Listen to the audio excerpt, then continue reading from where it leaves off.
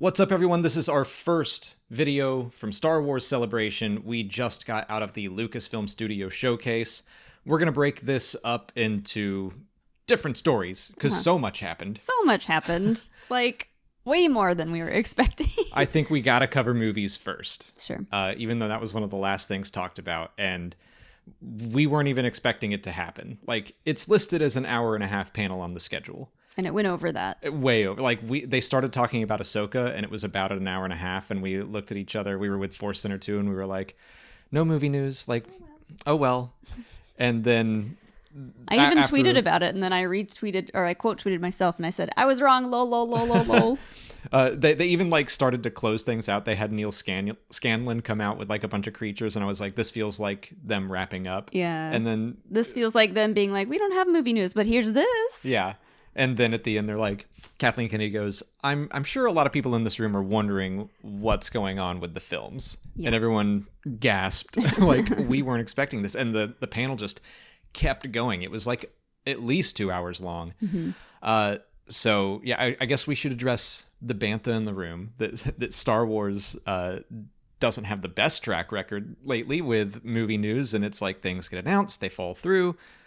Not just with movies, but also with series. And it's like, okay, I think we should address that, but just say, we're here to celebrate Star Wars. Like, yeah. I am psyched about everything that they talked about. And I also think that as much as I wanted to see Rogue Squadron happen, it was a weird announcement to make. Like, this is our next film after the Skywalker saga ended. Mm-hmm. And I think they took a breath. They didn't rush into anything, which I like that. Kathleen Kennedy has talked about how she wanted to get partnerships going with people who really want to flesh out eras of Star Wars, like Jon Favreau and Dave Filoni have done with the series, and Tony Gilroy has been willing to, like, really dedicate a lot of his life to Andor, which we're going to talk about all that stuff too, but... Let's get to it. Yeah, I'm sorry. There was a timeline shown. Yeah. I just wanted to say that I think that it showed that they really sat down and mapped some things out. As you said, the timeline was shown, which I tweeted. A timeline, my love language. Well, like, I love that. None of the other, like, rumors or even Rogue Squadron, none of that was ever announced at a celebration. So I feel like something announced at a celebration is a little more serious. I agree with that as well, because those announcements were all for, like, an investor day thing, which, I mean, we all treated like a celebration. Mm-hmm. Like, fans were all watching it and freaking out about it. But that was for investors, and this was for fans. Right. And so I'm gonna believe Ted Lasso, slap the sign, believe in all of this, because I really like what they seem to be doing. Yeah. That there is something for everyone, as far as I can tell. Like, sequel fans, we got you. Mm-hmm. Old Republic fans, we got you. Mando fans, we got you. 3 different projects. So who are the 3 directors? We've got James Mangold, which I said, oh, swear word when that happened, because I was I'm really happy that Mangold is part of this. Love his movies. Really looking forward to Indy 5. He was rumored to have a film, like, back in 2018. So they're still obviously working with him. Mm-hmm. I really love that. And that's going to be the earliest one, 25,000 years in the past. They're calling it Dawn of the Jedi, just like they called it in Legends. Mm-hmm. And the symbol kind of looked like that Prime Jedi thing that we saw in The Last Jedi. I think that is... on purpose. I think we're gonna, they said it's about the first Jedi, so it is about the Prime Jedi. I imagine Octo will be part of this. Mm-hmm. 25,000 years in the past. Thank you for this. Now I have to update my timeline video. Like, I've already started working on the canon timeline, and now I don't think 25,000 years in the past is what I had for... Well, it's not even out yet, so it's not canon yet. It's true, but I'm gonna adjust it. Okay.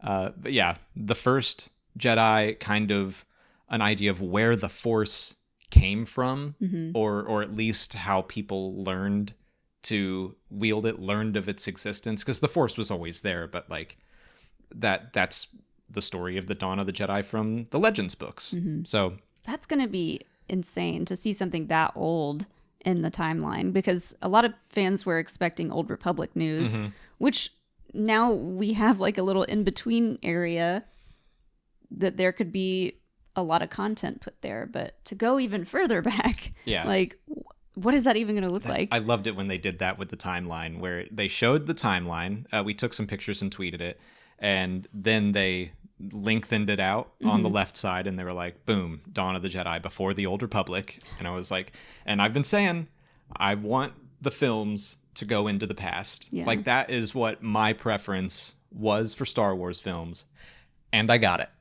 So, like, I'm happy. But I'm so happy that not only did I get what I wanted, other fans got what they wanted. Because on the other end of the spectrum, we are going in 15 years into the future for the new Jedi Order. Again, keeping it consistent with Legends titles, which I am really excited about. Yeah. I can't believe Daisy Ridley was there. Yeah, I was not expecting They brought her out. That. I was like, holy crap. Yeah.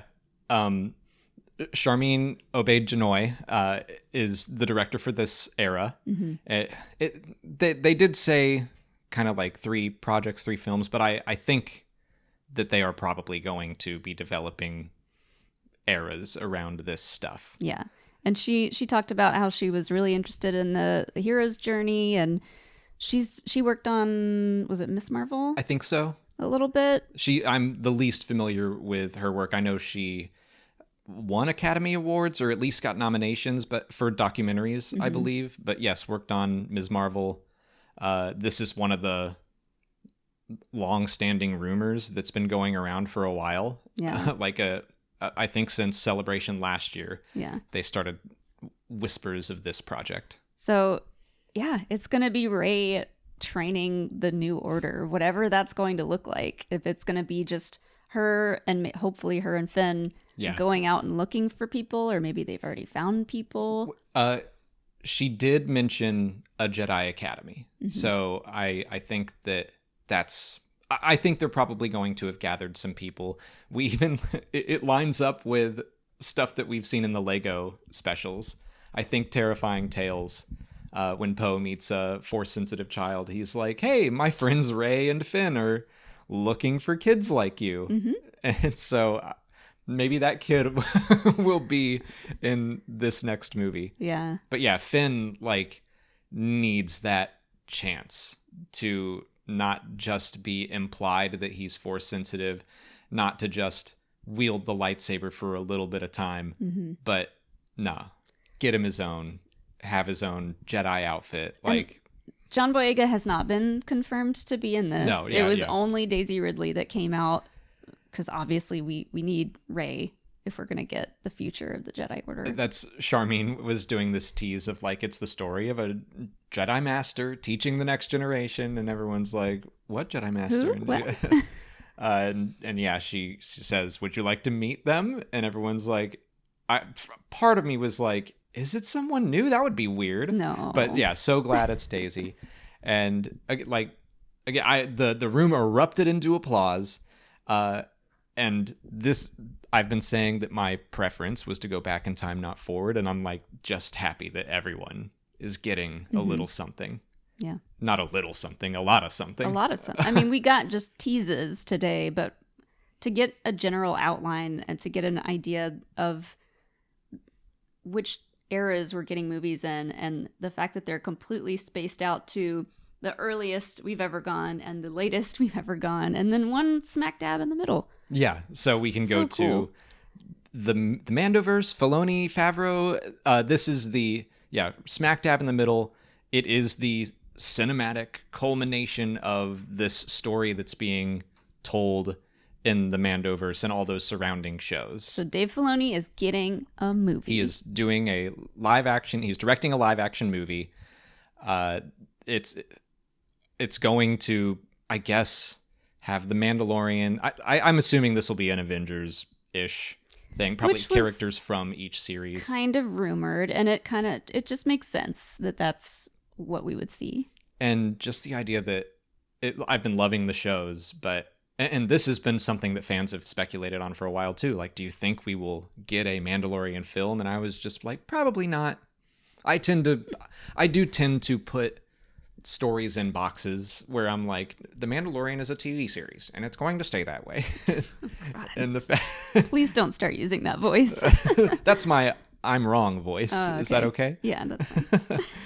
And so the fact that they're going to, all those characters are going to be on the big screen, not just them, but probably some more that were like, when we talk about the Ahsoka footage, which did get publicly released, I'm glad about that. Mm-hmm. You saw the back of a blue guy's head. Yeah. So Just the back of it. maybe he will be the big bad of that.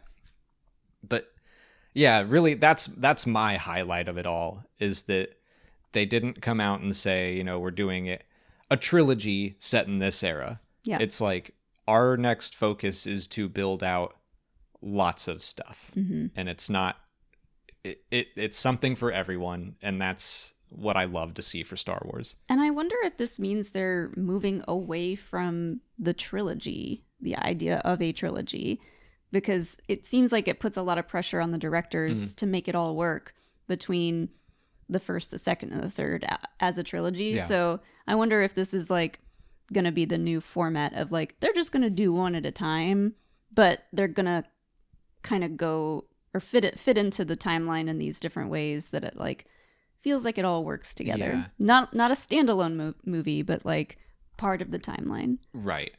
I could see it going either way. Like maybe let's develop one movie for Dawn of the Jedi.